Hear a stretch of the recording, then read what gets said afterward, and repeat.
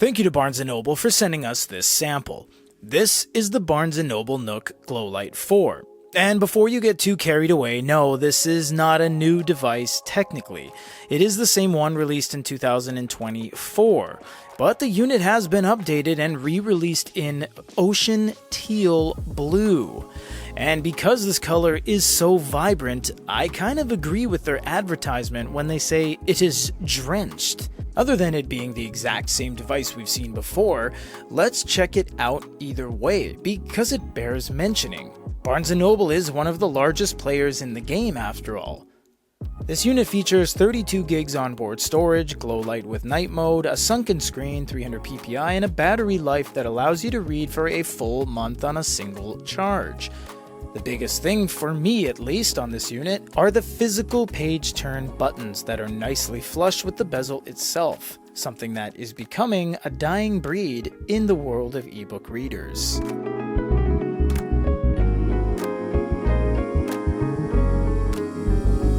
I don't want to say that the color is the only thing it has going for it, but I mean, it kinda is. That's the whole point of the re-release. They did this years ago with the NOOK Pink Pearl, and this one just looks absolutely gorgeous. It is such a nice color, honestly. It's these little things like this that keeps NOOK alive, because as we'll mention later, they don't need to sell multiple units a year in order to make money. Their unit is pretty darn good as it stands.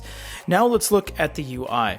Now, granted, this whole thing is 300 ppi like we said, so it looks so good, and this has no top coat glass layer. It does have a already pre-installed baked-in screen protector, so they actually say do not install another screen protector, it already has one. And there is no touch pen layer, which means there's no digitizer, so there are significantly less layers on top of each other that hinder the overall visibility. So pretend you put a Wacom digitizer right there, and then you put a color array filter right there, which is one piece, and then you put a top coat layer on top, a glass layer with a screen protector. You're putting more stuff in front of the viewer's eyes. Not quite as extreme as that example, but it is true.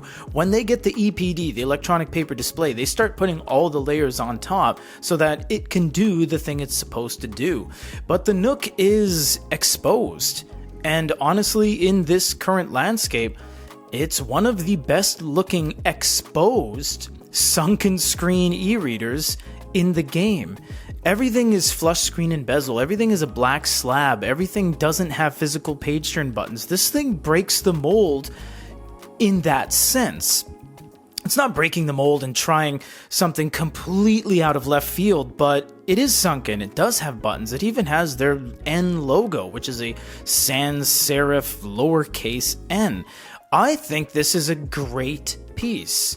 And I'm glad we got to revisit this because it just performs so well. Now, there is a downside, is that if you live outside of Canada, America, the UK, you're going to have a little bit of problems using this unit. So if you're from Singapore or Thailand or Papua New Guinea or New Zealand or something, it's not going to have a whole lot of access to your books without a VPN. Because although you can buy content, you can't really view it outside of the markets from which it is intended. So unfortunately, it's the most restrictive unit outside of Amazon and Kobo. But it's still really good, and you can bypass all that by just sideloading your content. You can sideload anything you want onto this device. It's got 29.0 gigs of storage, I believe, after all the UI elements and everything like that, so it is pretty robust. You do have a library here, which has all of the things that you've ever downloaded, and it's all your stuff basically, so every sample, every preview, every magazine, every comic, it's all here. This is all here stuff from a decade and a half ago from when we started Good eReader. Basically everything is here. You can organize by grid, you can organize by list, and everything's in the cloud. So if I want to read this Venom from 27,000 years ago, man, I don't even know when that came out, you can just download it and boom, there it is. It's so weird because this has such a strong level of nostalgia for us, and for us in 2025 to be able to revisit this and just look at our old content. That I still remember that Rolling Stone with Daniel Craig on the front. We use that for a lot of our comparisons. It's just so cool how we're able to just bring this back up. And it looks great and it still performs very well. It's exactly the way we remembered the content. And this is just a unit that has accelerated Barnes & Noble into fighting with the big boys, because this is a 300 ppi screen. This one is capable of displaying the blacks, the whites, the grayscale, and the overall pixel density to keep up with everything in today's market. Actually, I pressed the wrong button. I gotta go this way. This is forward. There we go. Now you see they have this little bit of an article view when it comes to the magazines as well. So you do get some pages that give you the full spread, much like you would see at one of those news outlet stores in the mall where they have all the magazines. I don't even know where you buy magazines anymore, honestly. Magazines are kind of a dying breed. I know you can get some at convenience stores, but that's pretty much it. And then it kind of caters it to reading, and it skins everything. It's almost like a reflow mode. You see, look how good that looks. Seriously, look how good that looks. This is such a vibrant screen. When you don't have all that other stuff in front of the layer, it just looks so good, especially if you don't have a color array filter. Color is great, but when you have a color unit, it doesn't look this white. It looks far more dull, and that's because it's inherent to the technology and no one can do anything about it.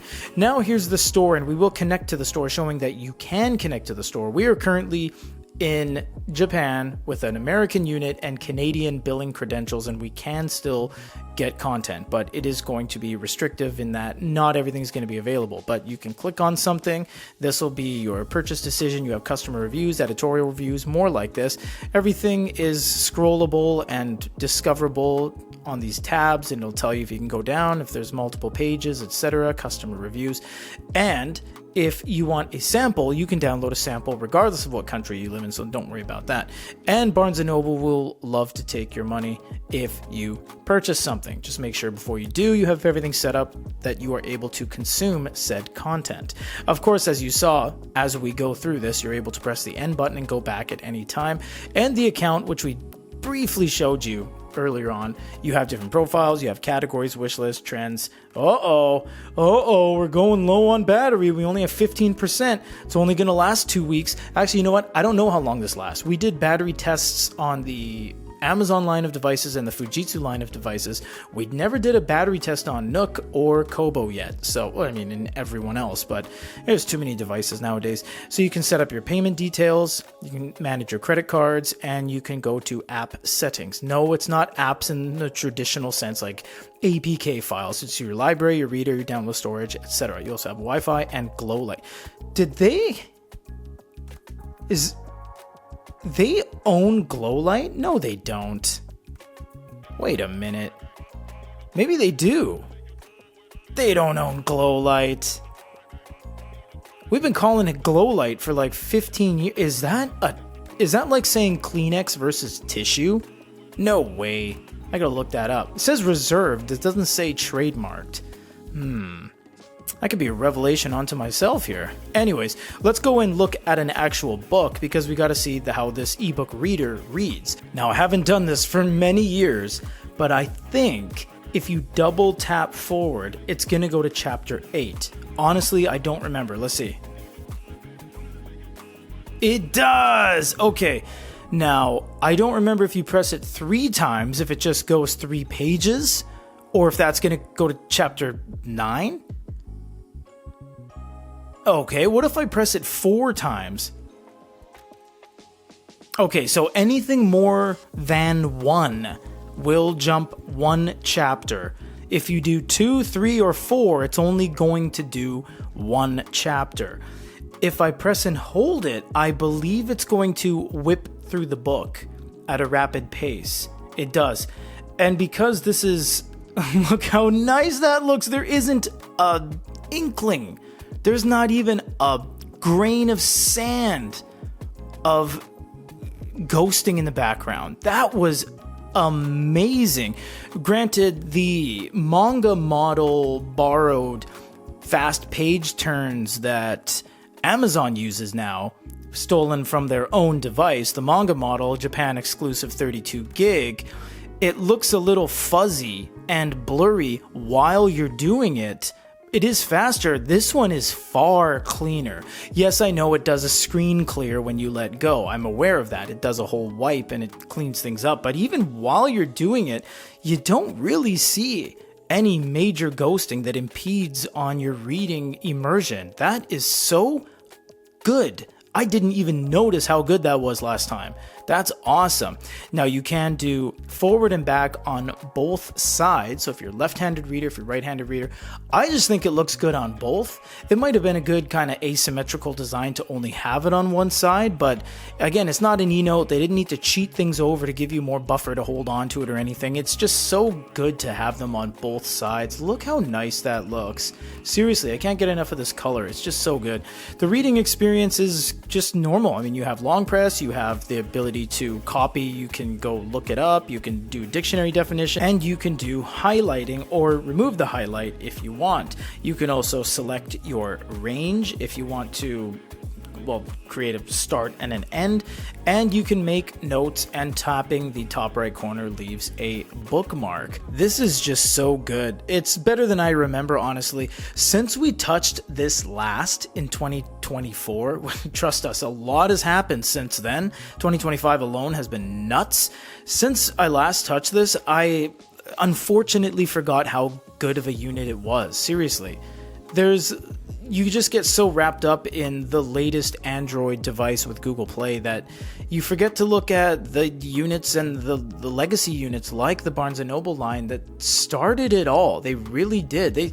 These guys helped create tablets in general, what they were back in the day. With their Nook tablet and Nook Color, I mean, it really did open the doors to a lot of reading-centric devices, these guys. And these guys are still brick and mortar. You know, they got Barnes & Noble locations all over the place. Some of them have those Starbucks coffee shops inside. I think it's more than this being a new unit, because it is, but it isn't. It's basically, the whole thing is this. It's even not even a new box. I'm not bashing them, but it's not even a new box. It's just a sticker. It's just literally a sticker. They didn't even print new boxes. And I'm not bashing that, but what I mean is, more so than this being a new unit, it just gives you a reminder to appreciate the brand. And I think that Nook's always been there. You know, they've always been there. They've always been on the podium. They've never missed a beat. They've always released products that have innovated. They were the first to do LED lighting. They were the first to do a whole bunch of different things in the industry that everyone around them never had a chance to trailblaze, because Nook always got there first. And I just think that this is more of a walk down memory lane than the latest Android 17 enabled device with Google Play.